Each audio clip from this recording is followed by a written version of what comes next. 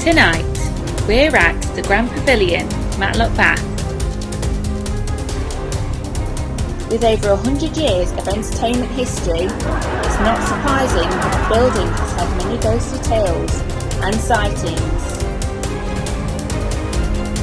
We have come together as a team to achieve a different and scientific approach to paranormal investigating.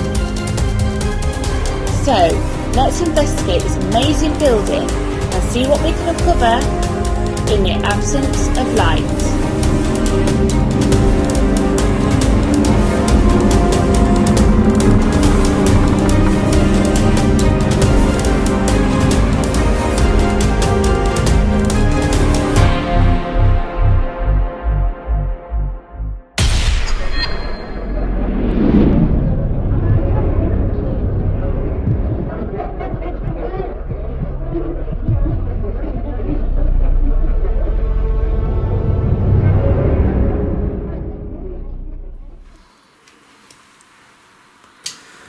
So we're under the staging area. It's the dressing rooms. It's got about 2 or 3 dressing rooms off down the extra stage area. Did you hear that? I could hear someone. Who was talking? It wasn't these two, it sounded like it was past you. Ooh. Did you hear that? Yeah. It sounded like there was a lady or something down there. It could be outside. Could be something from outside. There's other people walking about. The stairway that's just to your left. I've had that many experiences with different smells, footsteps. There was one night I was walking down there, I had like a screw or a nail, not thrown at me, but it was thrown over my shoulder, and it went ping ping ping downstairs. Get a lot of activity, K2 hits down here, and again, smell of perfume, very old perfume. And the crazy thing is, there's one night I went back home after a night here. My wife had a crazy dream about a lady, long flowing hair, long dress. And she says, "Who have I just dreamt about?" Now I believe she dreamt about the lady. We call it entertainment lady. It's been come down the stairs, and basically she was running to get changed into the changing room for the next scene, and she tripped and fell, and we believe she broke her neck. We're not sure, but she's heard and witnessed on the actual staircase just up there. In the 1880s, before the Grand Pavilion was built, stood the stables. It was a very busy company, well known for their beautiful carriages. Matlock Bath was a place for horse-drawn coaches to set off. It was sadly demolished in 1910 to make room for the Grand Pavilion, which John Nittle was the architect. It was originally called the Cure Hall, which was a German word, but the government didn't think it was appropriate because they were at war. It was used for soldiers to spend time here recuperating from injuries. Rumours are that 2 people were killed while building the Grand Pavilion, and also a lady died when she fell down the stage exit stairs, which led towards the green room. It's got a big draft there. Yeah. It's quite interesting because very often she does react. She does react, yeah. With me, yeah, she does. Yeah, she's quite active. And we don't know her name. We know that there is this entertainment lady who was either hurrying down to get changed or hurrying down for a cup of tea between acts. But long skirt and high heels and a very steep, windy staircase. She just missed her footing and fell. And there are times we've been here with different little bits of simple equipment, and it's all gone absolutely crazy in this area. And sometimes not, but sometimes it does. And then down the corridor as well, which is part of the green room area, we've heard noises and picked up on fragrances there as well, and energy's moving about. But it's a funny area. It's never an area I want to stay into very long. It just feels unrested somehow. Right, just saying that part, I've just got a right bad chill. Yes. I keep getting and I've just seen something to my right. Yes. It was a figure down the bottom end.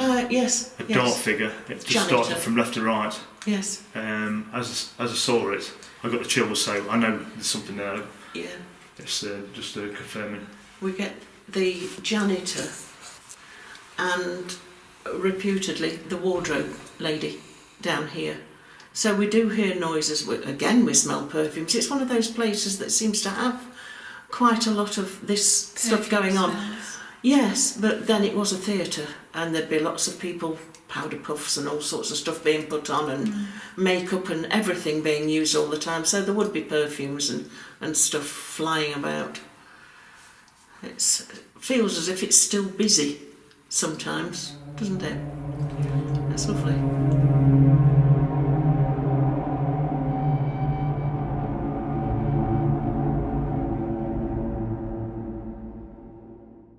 I'm with Stephen.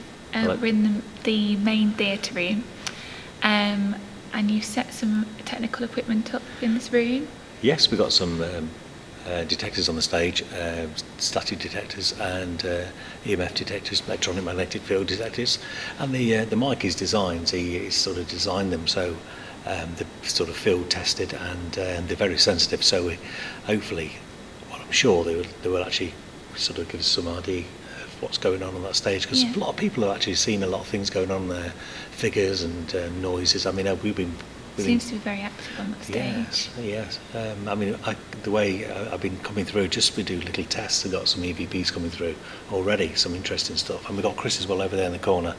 I think he's got earphones on and infrared camera as well, so he's scanning around the room.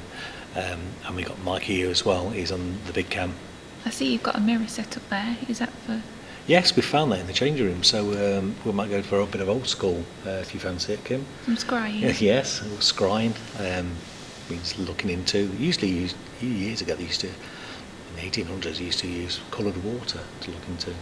Okay. So that's what scrying's all about. So we're going to use that'll that. be interesting later. Yes. I think Chris is going to go with that. I think Chris is going to have a go. Set that up a little bit later on. He's listening for everything at the minute. So yeah, look forward to it. It's going to be really good fun. Yeah. So.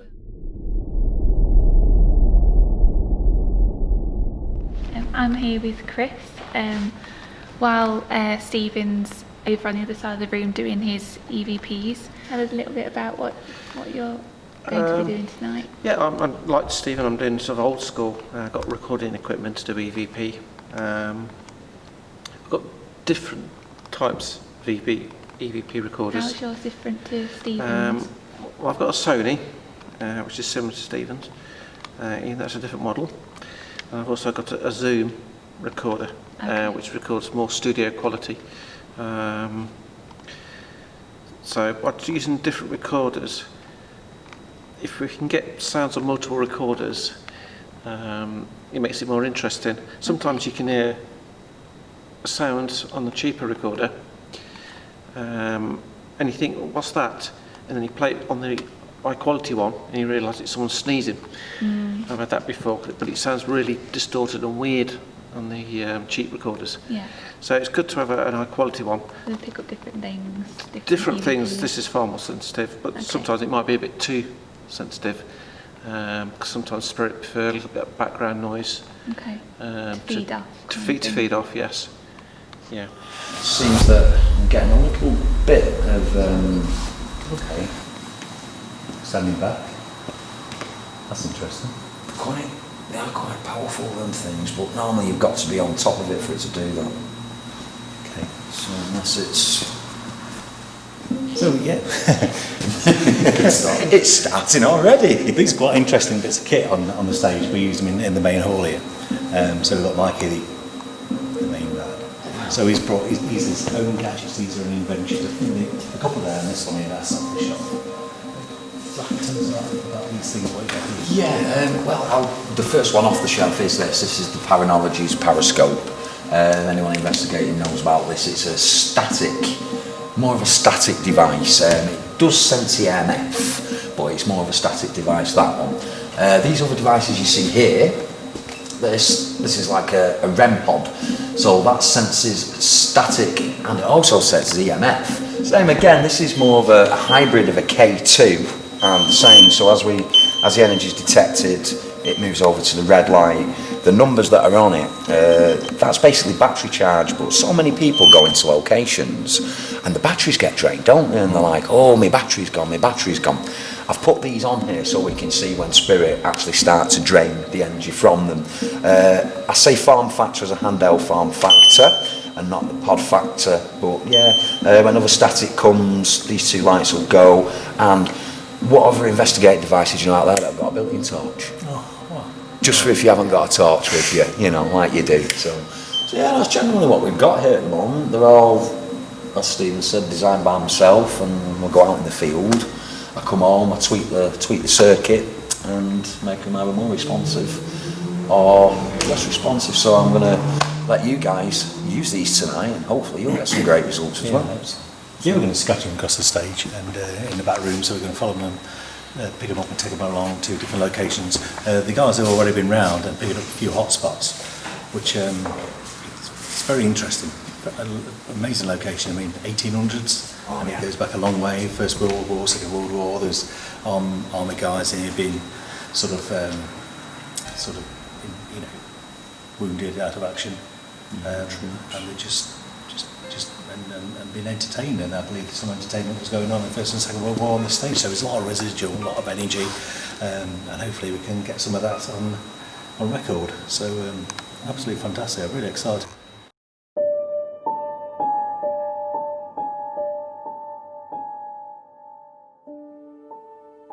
In the grey room, myself and Stephen was asking kindly for Spirit to make contact with us. We were shocked to hear a voice of a child soon after. What was even more incredible was that we listened back to our footage to find it had been captured on our camera. Listening back, we can only presume it was a little girl's gentle voice.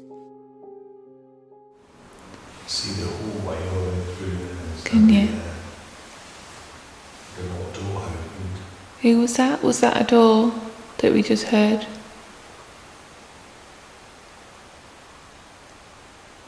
They come to see us.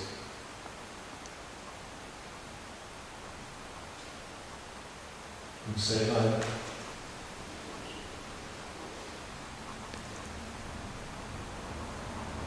Well, I'll say hello to us. Say hello to us. Say hello to us.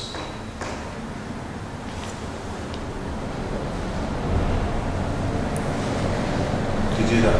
Knock. I'm just trying to. We've been waiting like displacements, but we were waiting what they were at. I didn't hear the same noise there. I don't know where that came from. No. It was definitely not on the relief feed. We were knock. Yeah. Well, I'll say hello to us. Do you want to come in? Just knock on the door. Don't be frightened.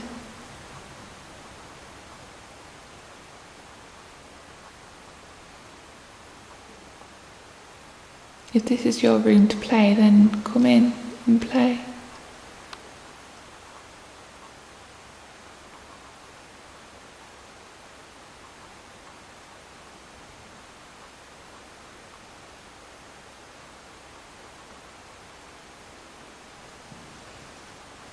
Do you want to say hello?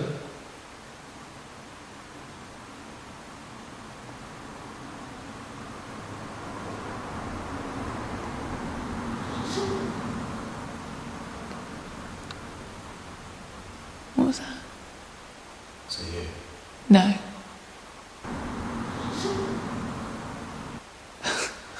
What? Says more. Really? Did you get it on there? Must have been. Oh my God. Did you film it? Oh. Did you film it? Saying it must have been going. Yeah. Must be 2:15. Stop it.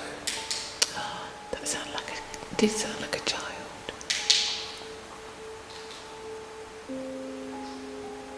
Oh my God.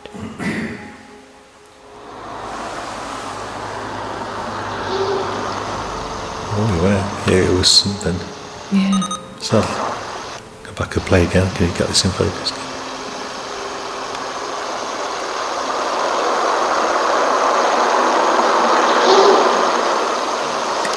That's cool. If it was a floor. I don't think it was. Oh, so It wasn't you. I wasn't sure what it was.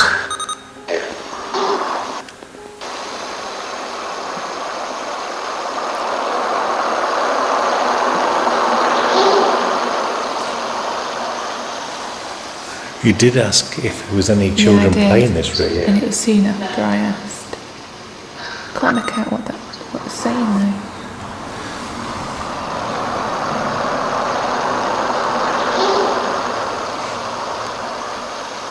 Can't make it out.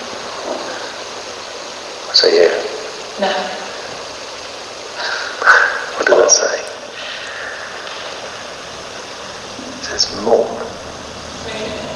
I don't know. Okay, that was interesting.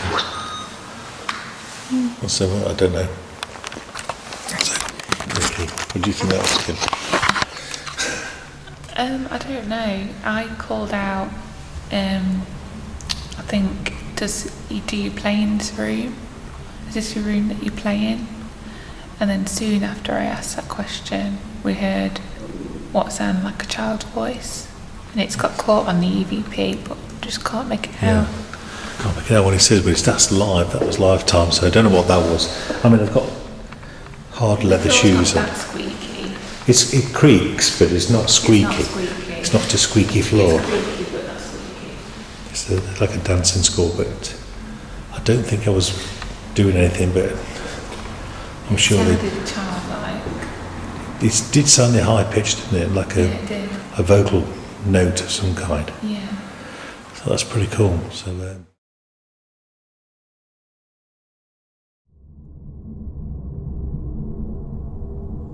Meanwhile, Chris is on the stage carrying out some scrying that dates back to the medieval and Renaissance period. This detects significant messages or visions. Let's see what happens. I've always thought that staring into a dark mirror, that your eyes play tricks on you. But because we're being filmed, then obviously that's going to eliminate that out, really, isn't it? I'm not quite sure what to expect. I mean, already with the red lights and the reflection in the mirror, my face looks weird. It's different. It looks very strange anyway.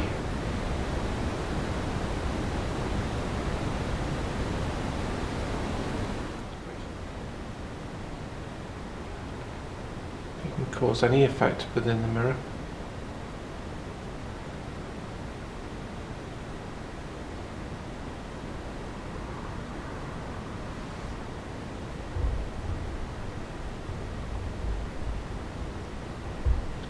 We're experimenting with spirit communication to see what works and what doesn't.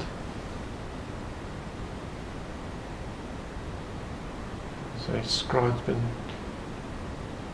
done for an old method for a good many years.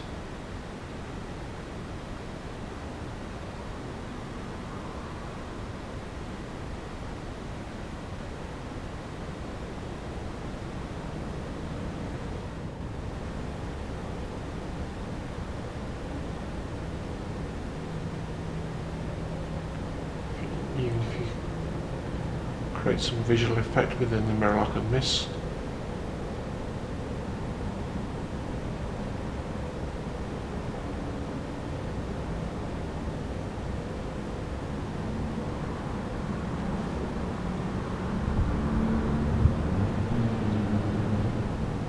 Some say a mirror can be used as a gateway, a portal for spirit to come in and out of the spirit world.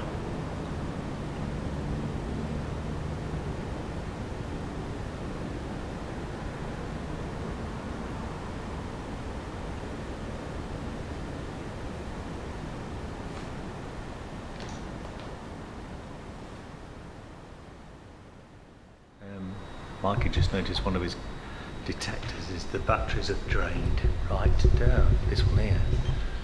This one. Totally drained that. It was a brand new battery. Obviously it's standard, you put new batteries in. But this was closest to Chris as well when he had that that feeling that a lot of energy jumped on him, all down one side of his arm. So that's quite interesting. That one's gone. Yeah. And then we was just noticed the little trapdoor underneath here, which leads them to the stage. And I noticed it was open. I just went, oh, it looks down into the changing rooms. So I began to shut it, and it activated this one. Obviously, oh yes, that was a noise. So whatever that was, It was for a split second, wasn't it? it was like that. So whatever it was leaning over or touching this sensor. It definitely detected something. That was something. So that was like 2.5 minutes ago. And like I say, them detectors, mobile phones won't set them off. They're actually geared. They are quite hard to trigger. So they've definitely got to have either a good strong EMF belt or, you know, quite enough static to actually trigger them. So I'd say again, we haven't properly started. We're just setting stuff up, and we're doing the scrying over there. We was going to go off town and do some EVPs just on the hallway, but it seemed to be around the stage all the time. There's no lights, and apart from emergency exits left and right, because they shut the room down, don't they? Actually, shut the power to the room. So it's quite interesting what we're getting at the minute. And especially, we just got another EVP just downstairs. We just heard a voice on the recorder, just played it back. It said, "Take me home." So it was like two voices. to whisper again. Yeah, whispering. That's on the staircase. That's just down there. I just went out a shot while they did some filming, so we just went out the way down the staircase to just see if we could find anything there. So the voice said, "Take me home." So that was quite interesting. So amazing. So okay.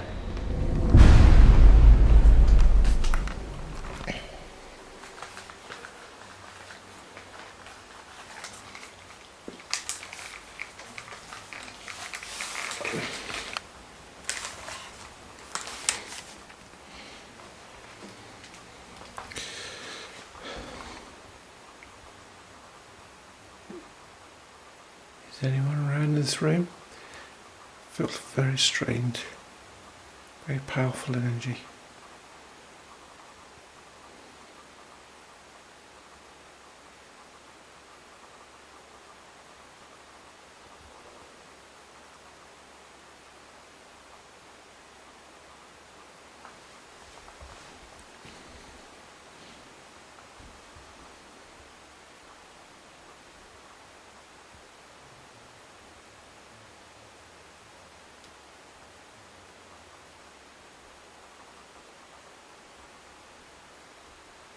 Is anyone with me? Does anyone want to say hello to me? All I've got is recording equipment, nothing more than that.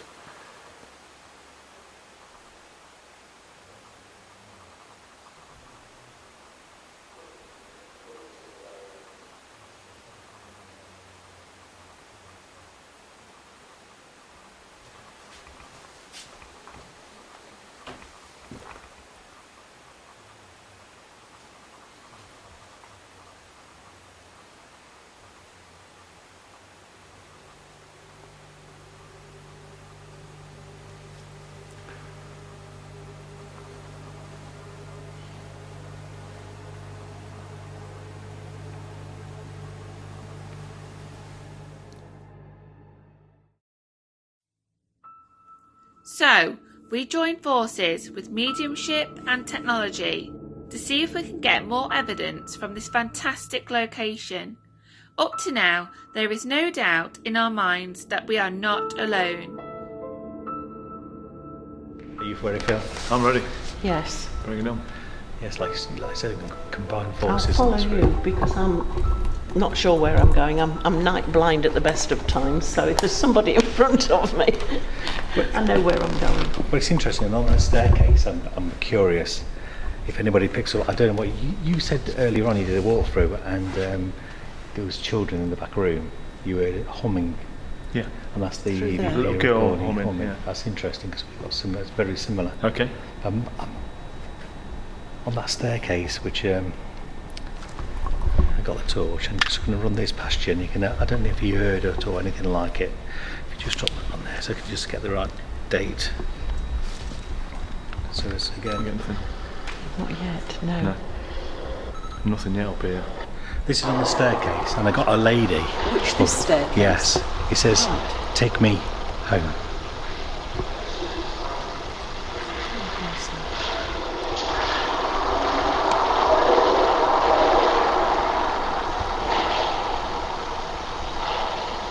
There. It said, "Take me." Yeah. That's it. That Bless yeah, her. go. What was the band there? Yeah.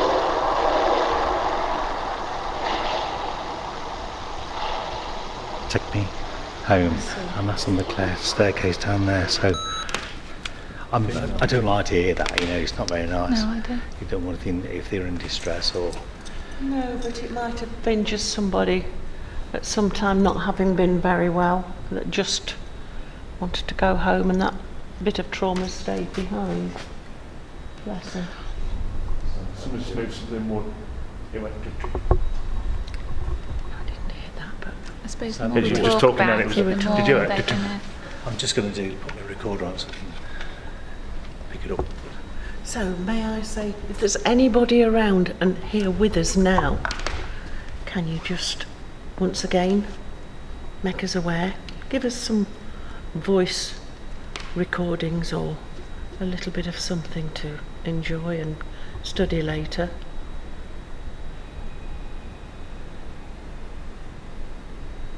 Just listening to see. It feels quite busy here. I'm going to Fidget, I'm going to fidget, aren't sit you? for a minute if that's all right. I'll just sit myself down. Okay. See if there's anything. Am I all right to just sit and Yes, you're okay with that? I'm recording at the same time, so if you hear anything, I'll take you live. Just see if I can draw them in. I'm here for you. So I ask with respect that you can use my energy.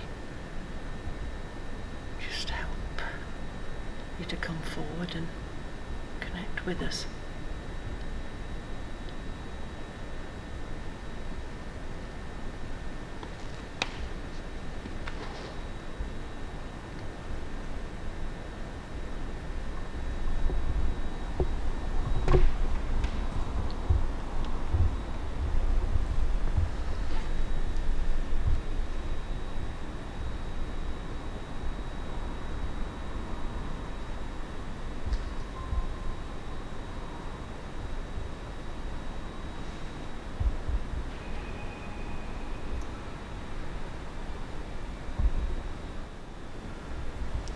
Shortest voice. Going, hey. Something around here. You just put that on.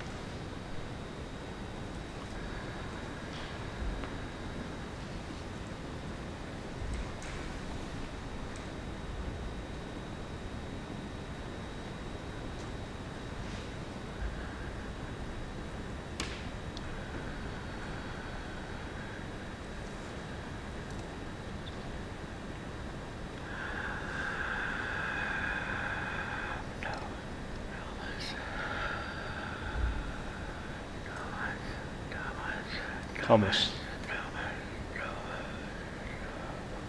You and Thomas. Second name, please, sir.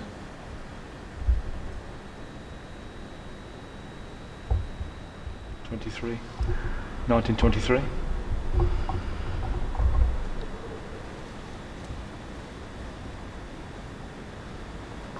You used to work here, sir.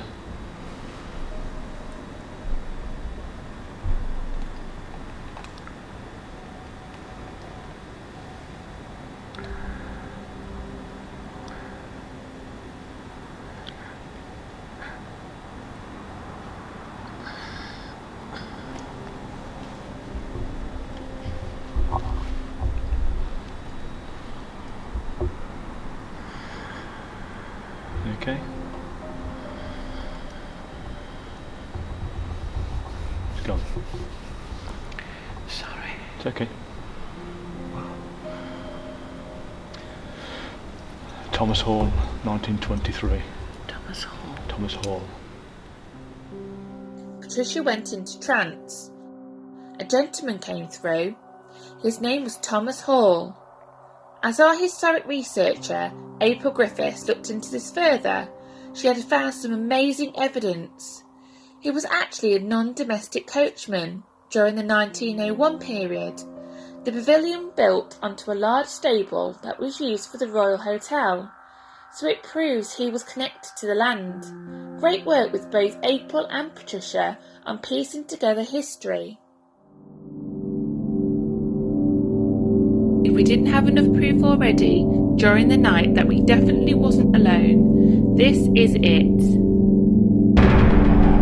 This was when Tanya had been showing us around the building.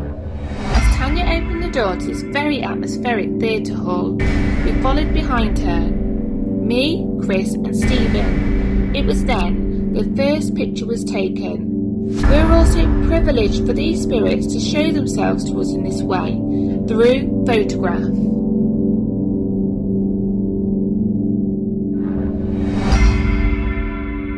I was going through a few things with Mike, as in trigger objects and sensors and EMF detectors on the stage. So when we do an investigation upstairs, so I just stood there, so I'd do an EVP recording, just a test signal, see if everything sounds okay. And within 17 seconds in, I got a breathy voice. I think it says Michael or Martin, and I think, like I say, I think they're after Michael here. There's a possibility. They recognise you from last time, maybe. Ooh. So I'll play it for you. This is straight off the Sony, so there's no going through filters or laptops. So this is how it is. So I was saying this is a test one, and there was probably running about 7 metres away from me, and I was towards the fire exit door. So whatever this was, it was close and breathy. So the recorder, there's no extensions as it was, so it's picking up there the mic. So whatever it was very, very close. So this is the actual recording. Put in the main hall, we put a few electromagnetic field detectors on at the minute. A couple on stage. Martin, I'll play it back again. It does say like Martin. It does actually. Electric field detectors on at the minute. A couple on stage. That's them in the background. Sorry. I like to do it raw off the machine. Electromagnetic field detectors on at the minute. A couple on stage. Martin. It's been interesting. There's been a lot of EVPs been recorded, figures been seen on the stage, door slamming. Oh yes. It's really loud. Yeah. made us jump. We could hear it down here. Yeah. What did you think to the night? I found it quite active. You can walk along the stairs and the corridor sometimes and it's just still and calm, and then other times you walk along and the energy's changed completely and it's like you've walked into a bag of fog. And that's how it seemed to be in the Nuttall room at one point. And then again as we were going down the corridor, that had patches where you seem to be walking into it and then walking out of it again. And again in the grey room when we were in there, which is the sort of the mirror image of the Nuttall room for those of you that know the building, and I'm sure many of you will come and have a look at it just to see what it's like. It's lovely, but we get lots of children energies in the far room because it's now used as a little dance school, children, and it seems to draw children and we hear them running sometimes. It's a nice feeling. It's beautiful, yeah. You feel comfortable in there. Walking through the corridor, I felt me personally, I feel really uneasy walking through that corridor. What, that long corridor? Yeah. Yeah. Yeah, like you said, you feel more comfortable in some areas and some Yes, you do. areas not. And it does change from time to time. Sometimes it's as if the energies move around. Yeah. And you're walking into them, and then you're not. You know, so it's the flavour, as it were, changes quite regularly. It does.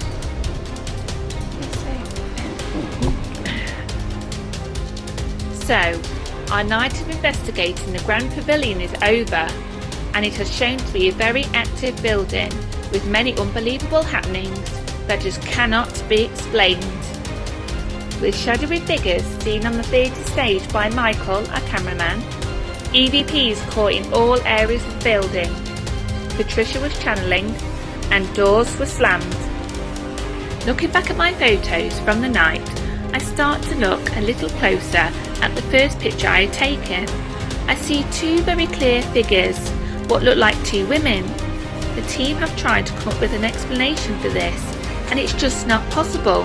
We are in such disbelief. What amazing evidence! So, that concludes our night at the Grand Pavilion, Matlock.